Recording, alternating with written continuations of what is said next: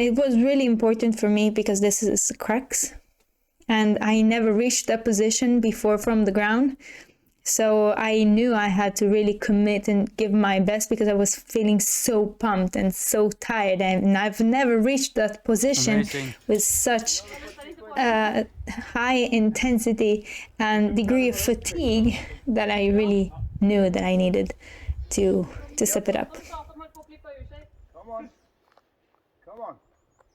Yeah, come on. Yeah! Nice. Oh, it's so good. Come on. I'm so tired. Ah. Got this. Fuck that.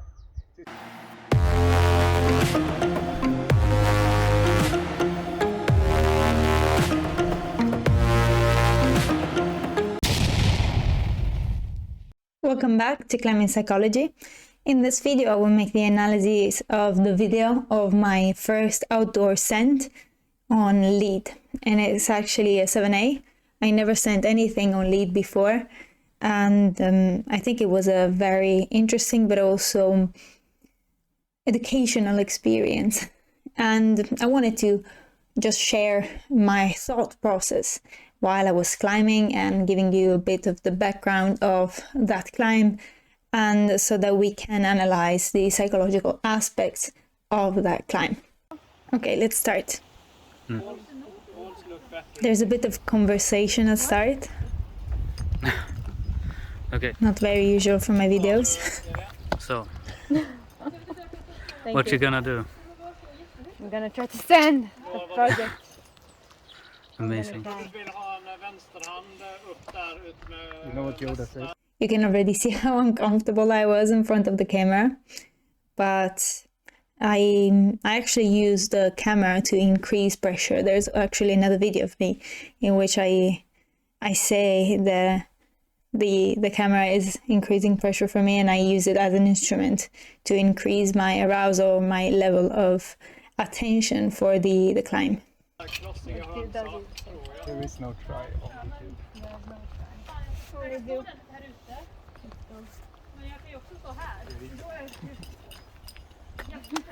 Come on. This is so much pressure.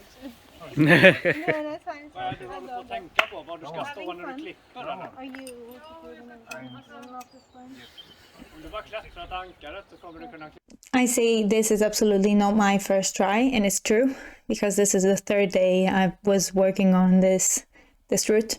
And actually, it was a strange thing. The first day I arrived without even knowing anything about this route, I knew that I was going to work on the 7A, and this was because it was suggested for me to work on by a friend, the one that you see in the video that is belaying me.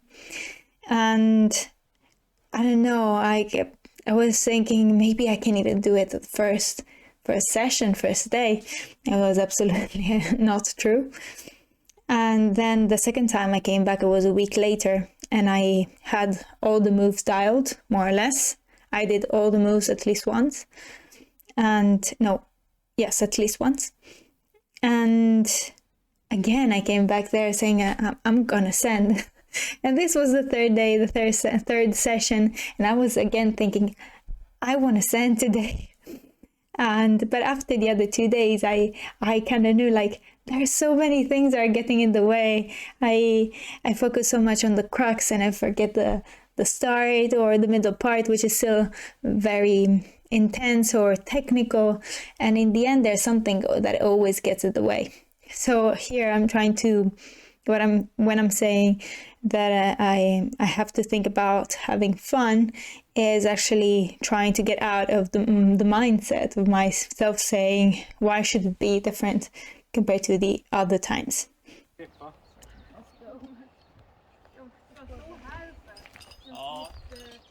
Ser väl lagom ut. Då har du inte ens klättrat förbi förra expressen. Du är fortfarande där med fötterna. Om jag ramlar där så kanske jag tar med den här. Nej då. Jag säger till om du står konstigt. No, the wrong way. And backclipping, this situation, you see She how just passed to the hardest part uncomfortable of I the feel. route. Clipping the first clip. So You need to step up higher. Matt is making a joke, but clipping is for me very difficult, and you will see it multiple times in this in this route, because I'm absolutely not used to lead climbing.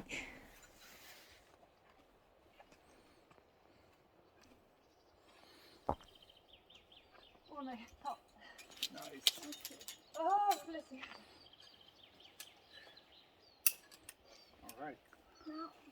Undrar om det inte var så att det fanns ett grepp där uppe som var lite in bakom liksom. Så det första man trodde man tog skulle hålla. Okay, so here is a bit of breath so I can talk a bit more about what happening and what happened actually. And if you saw, before I made a mistake in the very start, that is like a 5A, 5B. And that is a drawback of trying to just focus on having fun. I wasn't, with my mind, I wasn't at all in that section. I was already thinking about this section that you see now and the crux, and I was forgetting everything that I was doing.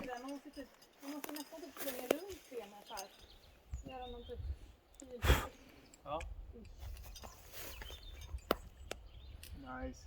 Come on. Okay, I remembered the beta, and this high foot, I was very, very proud because I have another video, maybe I'll show it now, in which I absolutely couldn't get the foot so high. I had to smear to get it in the position. But I was working in those 2 weeks before this day. I really worked on the mobility to be able to do that move more smoothly, and it actually paid off. It was pretty fast as an improvement.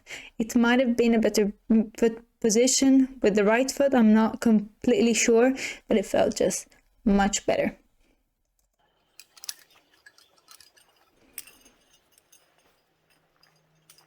Yes.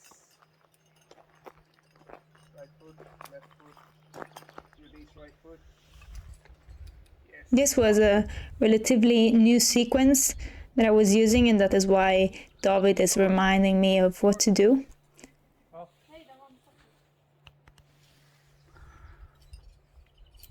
There it is. There it is. Okay, and now panic.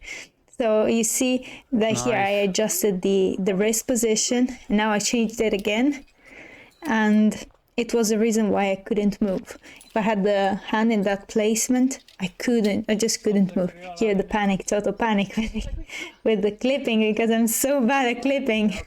I'm so not used to it. I really need to do more lead climbing. Okay, finally, but here now I was so pumped that my right hand just couldn't, the left hand. And so what I did with that little flag was just to try to get away a bit of the weight. And I didn't even move the hand out of that position. And so even that small adjustment with the foot, the flagging, I felt like it released a bit of the weight from the hand. And it was really important for me because this is the crux. And I never reached that position before from the ground. So I knew I had to really commit and give my best because I was feeling so pumped and so tired. And I've never reached that position with such high intensity and degree of fatigue that I really knew that I needed to step it up. Come on. Come on. Yeah, come on. Yeah. Nice. Oh, it's so good. Come on. I'm so tired. Got this. Fuck that. Just keep So going. cringe. You're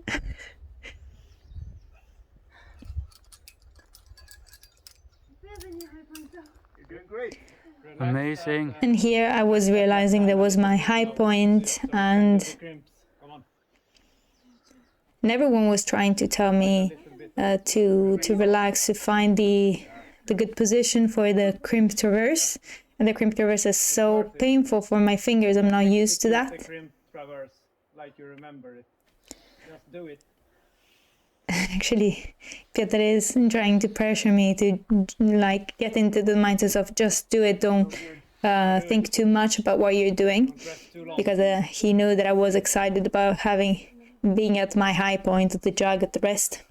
But I just had this immense Nice. pump on Good the calming right down. hand, and yeah, I was just trying to focus on getting that regeneration moment. Ah, yeah. Come on. Nice. Yes. Excellent. Yes, come on. I still have no idea how I did that. And So here good. I was messing up with the sequence because it wasn't so dialed actually. And you see David, you can hear David that is giving me all the beta Left foot all the way first, I think. again. Come on, come Now on you now. have it. You're so close. You can Come do on. it. Remember the good And here I knew that when I have this, let's say rock cover, Let's do it. I was in a good position. I could rest. I even chalked up here. It was my first time. And I'm over the bolt and doing a traverse. I was super scared. Come on. Come on. Step up, reach high. And this is why you see the quick draw on the left. Yes, yes. It's because I couldn't try to do the last move without clipping somewhere. Yes. Nice. And here I'm trying to clip the second quick draw. I don't know why. One is enough. then put And I bonus couldn't points all the way again. up with the So it's the third quick draw with which I have so many difficulties. Nice. all the way up. Come on, all the way up. Allegra. And here, so Peter here is talking to me and saying, get bonus points, topping out. And I absolutely heard nothing of what he said. It was very interesting because then I saw the videos like, Peter was talking to me the whole time and I couldn't hear anything at all. I just heard David. And it was interesting to me because my level of focus was very switching between the route and David giving me beta as I was going, that I absolutely didn't hear anything from Peter.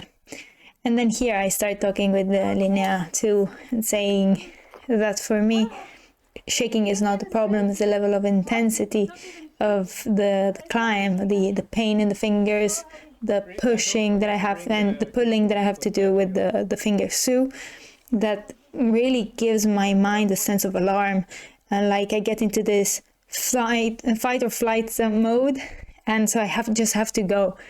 And this is the feeling that I experience when I'm doing projecting and I have a route that I know that I want to send. Okay, and so that was it for this video. I think that I learned a lot from this experience. It was my first time leading outdoors, and for example, the first day I did all the moves, but I never fell on the climb.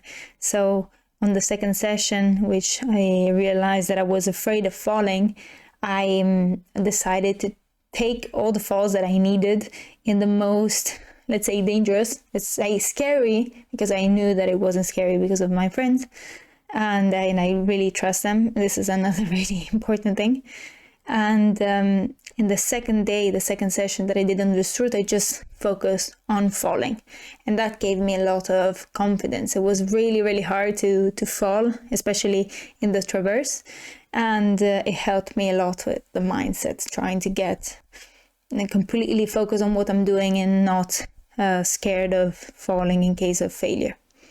And then I think I learned a lot about the expectations. I had some unrealistic expectations at the start, but I think that is actually kind of okay. I wasn't disappointed when I saw that I couldn't send the first day. I think it was just a lot of excitement and something that kept me pushing more, but maybe I was wasting too many sending tries. The tactics could have been better in this case, and I think this is also why it took me 3 sessions to do it. I'm pretty sure that I could have done it in less time, less sessions, if I really just focus on, okay, I'm getting everything dialed, I'm getting everything precisely done, remembering all the moves, remembering where I need to place my feet, how to move the hands, instead of having just David reminding me every time.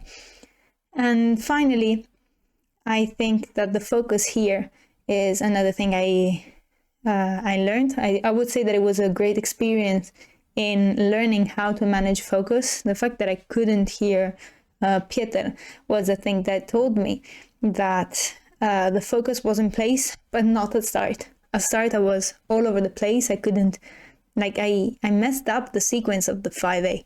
And of course I could have gone forward, but it's only because it was a 5A.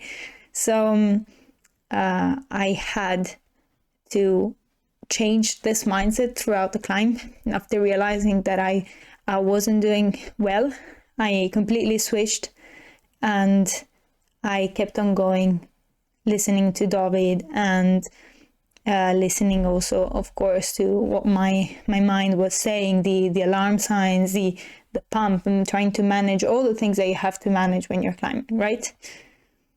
And this was a great experience. It was my very first lead send, and it was directly a 7A, just because I have so little experience with lead climbing, but also outdoors climbing.